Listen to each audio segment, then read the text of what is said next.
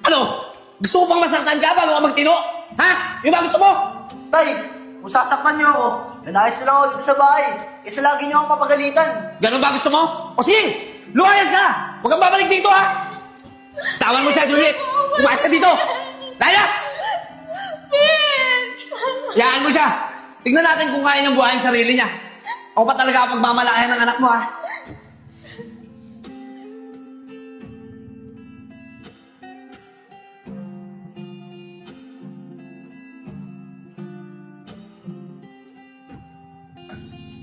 Isko, gusto na kaya si Vince? Pinagalitan kaya siya ng tatay niya kagabi? Ako ba, Nico? Wala namang bago dun eh. Lagi naman pinapagalitan yun pagka daw uwi siya ng gabi. Kabagay. Wawa naman si Vince, no? Oo nga eh. Pawa talaga.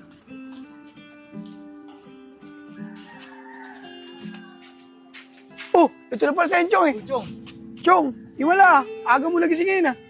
Paano hindi ako magigising? Aga pinatay ni tatay yung electric fan sa kwarto. Tara, doon na lang tayo sa kubo, tambay tayo. Tamang-tama, Chong. Doon din po na namin sa kupe. Tara, sabay na tayo. Sige, Kuya Nico. Tara.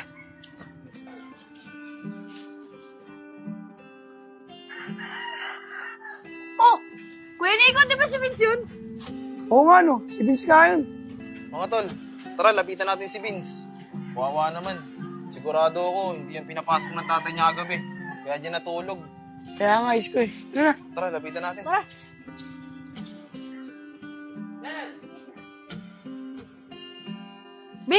Vince, gising! Umaga na! Chong, siyempre yun. Vince, ano ba naisip mo? Ba't dito ka natulog? Ang lamig-lamig dito eh. Tsaka malamok pa. Sigurado ako, Nico. Pinagalitan niya ng tatay niya kagabi. Tama ba, Vince? Oo, Kuya Isko, tama ka. Pinagalitan na naman ako ni tatay kagabi. Kasi late na naman daw ako umuwi. Eh, ikaw naman kasi, Vince eh. Bakit kasi lagi kang late umuwi? Mas mahaba pa yung oras mo sa labas ng bahay kaysa sa bahay niyo. Kaya nga, Vince, ako din naman pinapagalitan ni tatay. Lalo na pag alangan ng oras na ako umuwi. At lalo na kapag hindi alam ni tatay kung saan ako hanapin. Vince, sa tingin ko, concern lang yung tatay mo sa'yo. Kaya lagi ka pinapagalitan. Alam ko naman yun, Kuya Nico eh. Dati nga eh, lagi ako umaga umuwi. Pero pag magkasabay na kami kumain, lagi na lang ako pinapagalitan at sinisigawan ni tatay.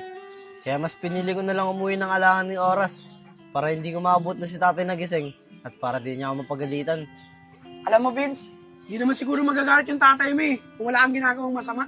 Tsaka alam mo, Vince, wala namang magulang na gustong ipahamak yung mga anak nila eh. Tandaan mo yan. Tama si Isko, Vince. Siguro yung mga magulang nyo ganun. Pero iba talaga